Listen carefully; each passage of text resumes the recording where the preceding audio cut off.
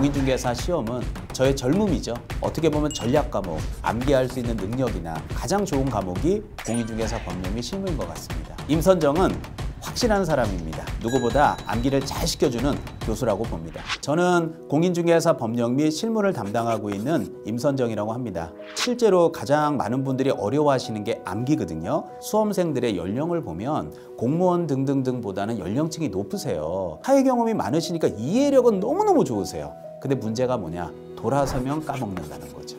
그러면 가장 눈높이에 맞는 강의가 뭐냐? 결국은 암기를 시켜주는 부분이기 때문에 그 연상법을 통해서 또 그림을 통해서 그걸 암기시켜주는 게 임선정의 가장 큰 장점이고 또 여러분에게 드릴 수 있는 큰 도움이라고 저는 생각합니다. 우리 공인중개사법 제25조에 보면 확인 설명을 해줘야 되는 내용이 있어요. 기공공 벽수도 어체교부, 어체교부 이런 부분들이 사실 파트마다 있거든요. 교수님 목소리가 막 귀에서 들리면서 막 시험지에 답이 보입니다. 이런 얘기들을 제가 많이 들었거든요. 그럼 한번 실제 강의 보시면 큰 도움이 될 거라고 생각합니다. 작년 32회 시험에 이제 응시인원이 40만 명이 조금 넘었습니다. 사실 그동안 이 공인중개사 법령 및 실무라고 하는 부분이 공법 분량의 20분의 1 정도 됩니다.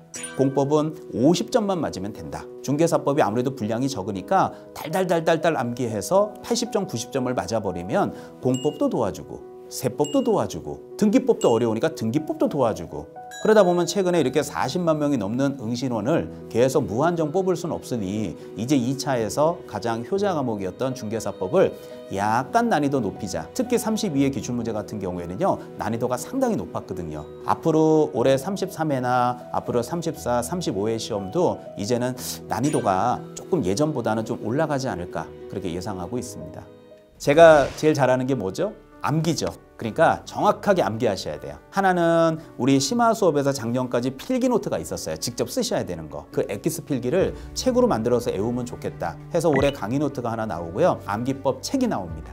그래서 이제 3월 심화 마지막에 한 5월 정도에 여러분들에게 한번 보여드릴 수 있을 것 같은데요. 그래서 이 강의 노트로 내용 암기 또 철저하게 외워야 되는 아주 특정 부분들은 그림 그려서 암기 이 두 가지 책이 나오니까요. 감안해 주시면 아마 좋은 결과 나올 걸로 예상합니다.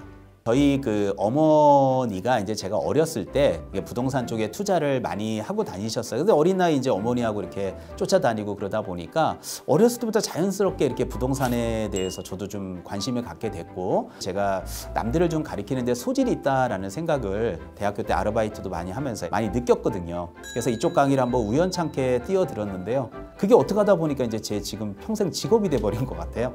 개인적인 취미생활이 많습니다. 그래서 이렇게 낚시를 되게 좋아해요. 저수지에 가서 이제 밤낚시하면서 그래서 커피 먹고 라면 먹고 이러면서 일주일간 스트레스 푸는 것도 제 취미생활이고요. 또 제가 개인적으로 되게 골프를 좋아해요. 2018년도에 제가 프로 자격증을 땄거든요. 골프는 99년부터 쳤는데 치다 보니까 이제 욕심이 생겨가지고 한번 프로에 한번 도전했던 기억도 나고요. 그리고 또 하나 이제 제 취미는 자동차거든요. 제가 너무너무 차를 좋아해갖고 저희 집에 제가 차가 4대인데요. 그냥 주차장에 세워놓고 걔네들 보면 그냥 제 자식들 같은 느낌이 있죠. 좀 다양하게 사실 이 강의라고 하는 직업이 똑같은 일을 계속적으로 반복을 이렇게 20년 넘게 하다 보니까요. 단조로워요, 생활이.